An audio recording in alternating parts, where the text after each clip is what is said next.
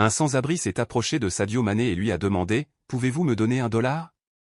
Ce qui s'est passé ensuite était tout simplement étonnant. Restez avec nous pendant que nous vous accompagnons à travers la tournure incroyable que prend cette histoire et révélons son moment le plus puissant.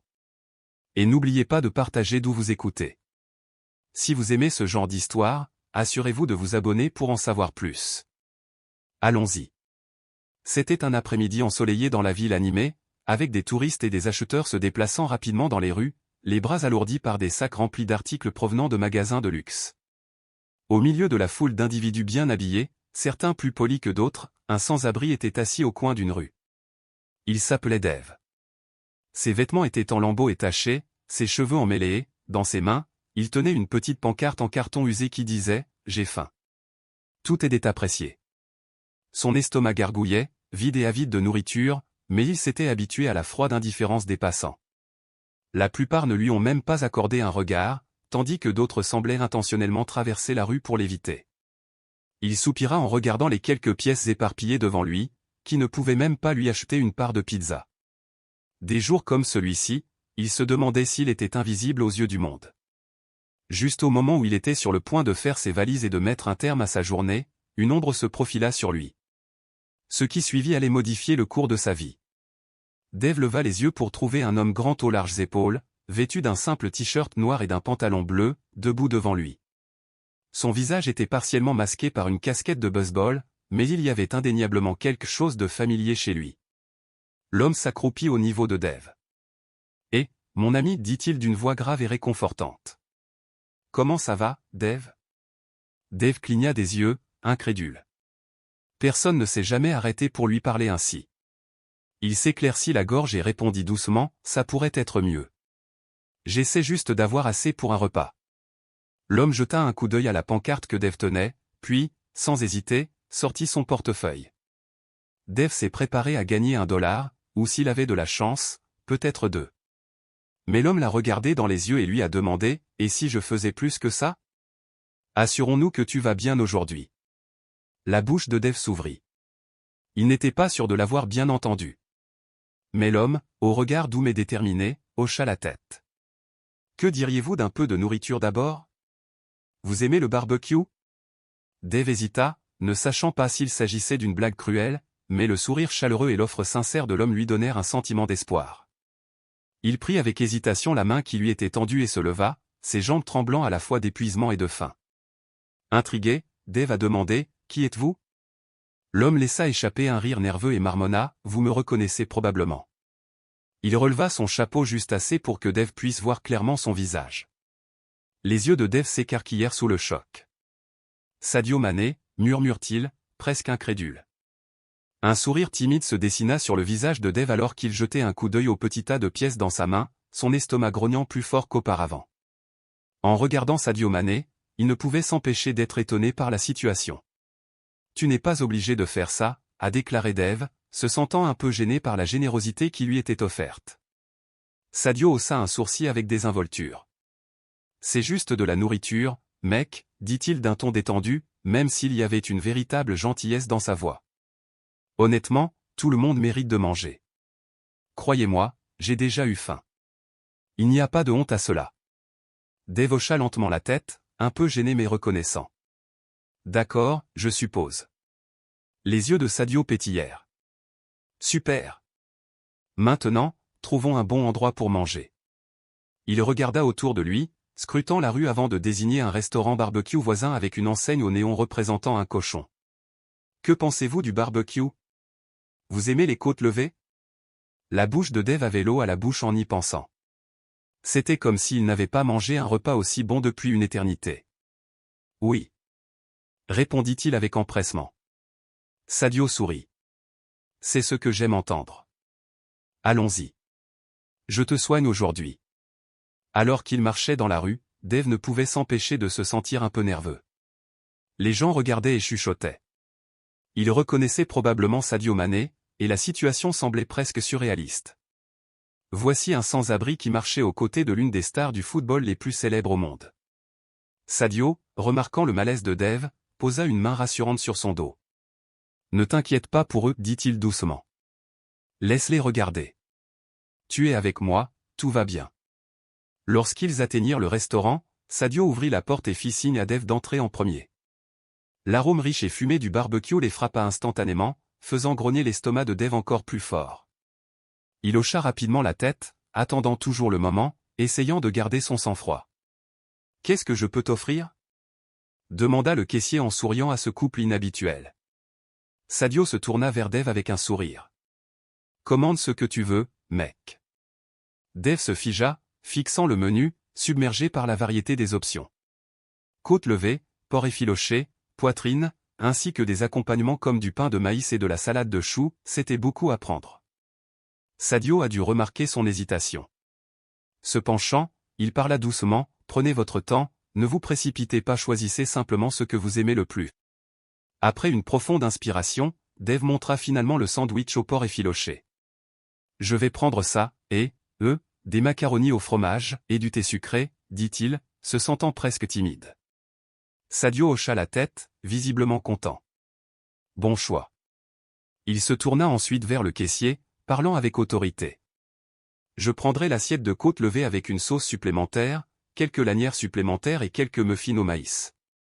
Vous ne pouvez pas faire de barbecue sans pain de maïs. » Le caissier, maintenant clairement frappé par les étoiles, a passé la commande tout en lançant des regards nerveux à Sadio. Lorsque le total a été annoncé, Sadio a remis un généreux pourboire avec un clin d'œil. « Gardez la monnaie, » dit-il avec un sourire. La caissière, parvenant à peine à cacher son étonnement, balbutia un doux « merci », ses mains tremblant légèrement en passant devant le reçu. Après avoir passé leur commande, ils trouvèrent une table près de la fenêtre. Sadio s'est assuré que Dave s'est assis en premier avant de s'installer dans sa propre chaise. Il regarda Dave avec une véritable curiosité. « Quelle est ton histoire, mec ?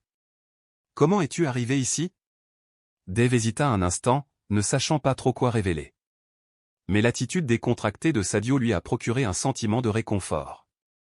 Il a pris une profonde inspiration et a commencé à partager les détails douloureux de la façon dont il avait perdu son emploi, avait été expulsé et avait du mal à retrouver son chemin. Sadio écoutait attentivement, hochant la tête de temps en temps, sans jamais l'interrompre. Lorsque la nourriture est arrivée, les yeux de Dave se sont agrandis d'admiration à la vue de son assiette. Le sandwich au porc effiloché était énorme, sa viande tendre luisait d'un éclat fumé, tandis que les macaronis au fromage semblaient irrésistiblement crémeux. Le thé sucré, d'une teinte dorée dans sa grande tasse, était si massif qu'il semblait avoir la taille de sa tête.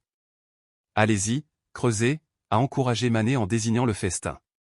Dave lui prit le sandwich avec impatience, en prit une grosse bouchée et ferma immédiatement les yeux, savourant les saveurs. C'était tout ce qu'il avait espéré et même plus, tendre, savoureux, avec juste ce qu'il fallait de sauce barbecue fumée. « C'est incroyable, » dit-il, un soupçon de sourire doux amer tirant sur ses lèvres. Mané eut un petit rire, un rire chaleureux et complice. « Je te l'avais dit, mon frère. Le barbecue ne déçoit jamais. » Ils continuèrent à manger dans un silence confortable, le bourdonnement du restaurant les entourant. Pour Dave, c'était comme une oasis, un bref instant où il n'était plus l'homme invisible dérivant dans la vie mais quelqu'un qui comptait. Le poids du monde semblait plus léger à chaque bouchée.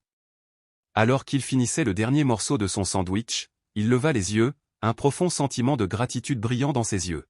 « Honnêtement, je ne sais pas comment vous remercier, » dit-il, la voix chargée d'émotion. Mané l'a simplement écarté d'un geste nonchalant. « Pas besoin de me remercier, mon frère. Je suis juste content d'avoir pu aider. Nous avons tous besoin d'un petit coup de pouce de temps en temps, n'est-ce pas ?»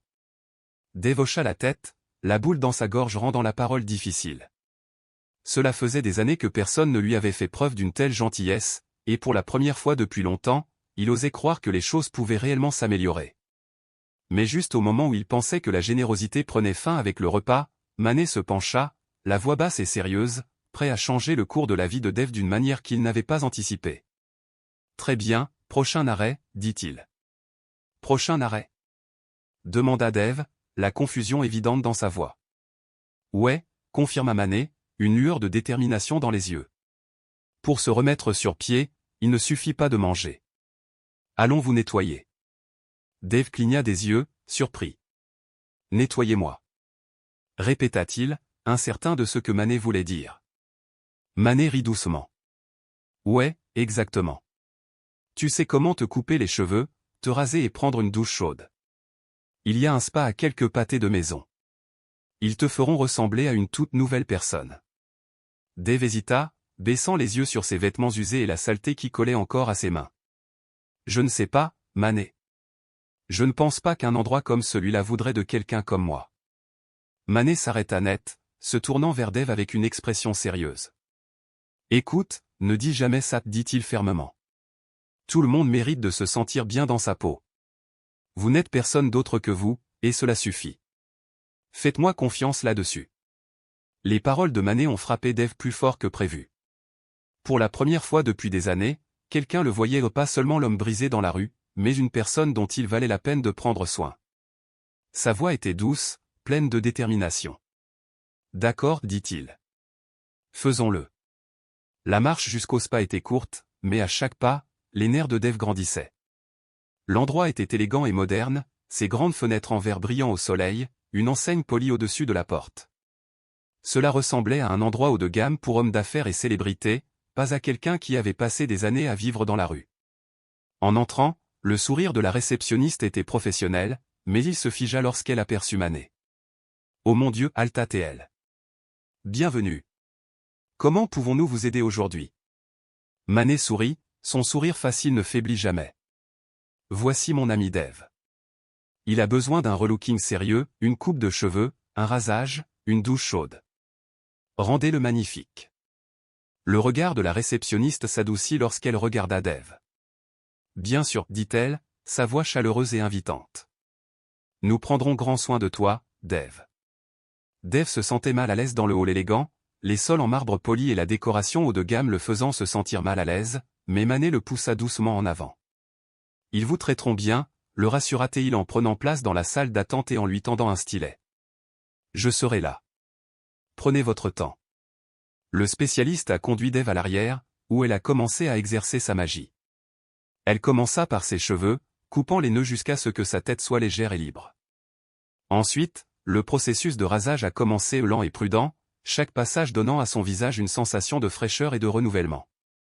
Pour la première fois depuis des années, Dave avait l'impression que le poids du passé lui était enlevé, une touche douce à la fois. Ensuite, le spécialiste lui a tendu une serviette douce et moelleuse et l'a dirigé vers la douche. L'eau chaude n'était rien de moins qu'une révélation. Dave se tenait sous le ruisseau, laissant la chaleur emporter la saleté, la crasse et toute la tension qui s'était accumulée dans son corps au fil des années. Lorsqu'il en ressortit, enveloppé dans un nouvel ensemble de vêtements choisis spécialement pour lui, il se sentait comme une personne complètement différente. Le reflet dans le miroir était quelqu'un qu'il reconnaissait à peine, quelqu'un avec un avenir, quelqu'un qui méritait plus que la simple survie. En rentrant dans le hall, il aperçut Sadio Mané allongé sur une chaise, feuilletant son téléphone. Lorsqu'il vit Dave approcher, son visage s'éclaira et il sursauta de façon spectaculaire. « Regarde-toi, mec » s'exclama-t-il en écartant largement les bras. « Je vous le dis, Hollywood vous appellera ensuite. » Dave ne put s'empêcher de rire, ce son étant comme le premier véritable rire qu'il avait eu depuis des lustres. « Je ne pense pas qu'Hollywood viendra frapper à ma porte, mais merci, Sadio. Honnêtement, je me sens comme une toute nouvelle personne. » Mané lui tapota l'épaule avec un sourire fier. « C'est exactement ce que je voulais entendre. Maintenant que tu te sens bien, continuons sur cette lancée. Tu as le temps de faire un peu de shopping. » « Achat ?» demanda Dave, les yeux écarquillés. « Oui, dit Mané, l'enthousiasme dans sa voix indubitable. Vous avez besoin de nouveaux vêtements pour accompagner ce nouveau look. Croyez-moi, une superbe tenue peut vous faire sentir comme $1 million. » Alors que Dave et Sadio se dirigeaient vers le magasin, Dave s'est soudainement arrêté et s'est tourné vers son ami. Sa voix était lourde d'émotion lorsqu'il demanda « Pourquoi fais-tu tout ça pour moi ?» Sadio croisa son regard avec un regard à la fois sérieux et bienveillant. « Pourquoi ? Parce que je peux, et parce que je devrais. La vie m'a béni, Dave. C'est tout à fait normal que je transmette une partie de cette bénédiction quand je le peux. Tout le monde, à un moment donné, a besoin d'un peu d'aide. » Dave déglutit difficilement, sa gorge se serra tandis que les mots qu'il avait envie de prononcer lui manquaient. Tout ce qu'il pouvait faire était de regarder Sadio dans les yeux, en espérant que la gratitude qu'il ressentait parlerait plus fort que les mots ne pourraient jamais le faire. Sadio rompit le silence d'un claquement de mains. « Très bien, commençons. Avez-vous quelque chose de spécifique en tête ?» Dave hocha la tête, son visage s'éclairant d'une étincelle d'espoir. Je sais exactement où nous devons aller. Lorsqu'ils arrivèrent au magasin, Sadio lui tendit un panier. Prends ce dont tu as besoin. Pendant un instant, Dave hésita. Ses yeux se remplirent de larmes retenues alors que le poids de la générosité de Sadio s'imposait. Je ne peux pas te laisser faire tout ça pour moi, murmura-t-il, la voix brisée. La réponse de Sadio fut ferme mais douce.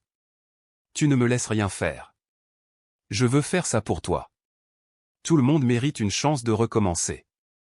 Submergé par l'émotion, Dave a commencé à sélectionner quelques paires de jeans, des chemises, des chaussettes et même une solide paire de baskets. Sadio, toujours pensif, a ajouté une veste chaude et un sac à dos à la pile. À la caisse, sans hésiter, Sadio a glissé sa carte et a tout payé, échangeant même des plaisanteries légères avec le caissier. En quittant le centre commercial, Dave a ressenti quelque chose qu'il n'avait pas ressenti depuis longtemps, un sentiment de renouveau. Son estomac était plein, il était propre et, plus important encore, il avait autre chose que des vêtements sur le dos. Merci, dit-il, la voix pleine d'émotion. Je ne sais pas comment je te remercierai un jour pour ça. Sadio sourit en posant une main rassurante sur l'épaule de Dave. Ne t'inquiète pas de me rembourser. Promets-moi simplement que lorsque tu seras de nouveau sur pied, tu paieras au suivant et tu aideras quelqu'un d'autre comme je t'ai aidé. Dave hocha la tête, les larmes coulant sur son visage. Je le promets. Je le ferai. Avant de se séparer, Sadio lui tendit une carte avec un numéro. C'est pour un refuge que je connais. Ils vous fourniront un endroit où séjourner et vous mettront en contact avec des ressources. N'oubliez pas que vous n'êtes pas seul, Dave. La gentillesse de Sadio n'est pas passée inaperçue. Des photos et des vidéos de son acte altruiste ont rapidement circulé, mais il n'a jamais attiré l'attention pour son geste. Pour lui, il ne s'agissait pas d'être sous les projecteurs, mais de faire ce qu'il fallait, tranquillement, sans avoir besoin de reconnaissance. Avec les vêtements et les fournitures que Sadio lui avait achetés, Dave a commencé à reconstruire sa vie. Il est resté au refuge, où il a reçu non seulement un endroit sur où dormir, mais également un accès à des opportunités d'emploi et à des ressources utiles. Lentement, il a commencé à recoller les morceaux de sa vie, une étape à la fois. Quelques mois plus tard, Dave avait un emploi à temps partiel et économisait de l'argent pour son propre logement. Dans les moments difficiles, où le désespoir menaçait de le tirer en arrière, il pensait à ce jour avec Sadio. C'était un rappel constant que même dans les moments les plus sombres, la gentillesse peut faire toute la différence. Et quand le moment est venu pour lui de donner au suivant, il a tenu sa promesse, offrant la même compassion qui avait si profondément marqué sa vie. Au fil du temps, Dave a continué à avancer avec détermination. Le refuge auquel Sadio l'avait connecté est devenu une bouée de sauvetage, offrant non seulement un lit, mais également des ateliers et des programmes d'emploi qui lui ont donné les compétences dont il avait besoin pour réussir. À travers tout cela, Dave a consacré tout son cœur et son âme à profiter de la deuxième chance qui lui avait été offerte. Il s'est rendu compte que le véritable cadeau n'était pas seulement la nourriture, les vêtements ou le soutien financier, c'était le sentiment d'être vu, d'être traité avec dignité et respect. C'est cela, plus que tout, qui a donné à Dave la force et l'espoir de regarder vers l'avenir. Que pensez-vous du parcours de Dave? Partagez vos réflexions dans les commentaires ci-dessous. Et n'oubliez pas de vous abonner à notre chaîne, de nous laisser un pouce bleu et d'activer les notifications pour ne manquer aucune vidéo. Je vous envoie à tous un gros câlin et des bénédictions.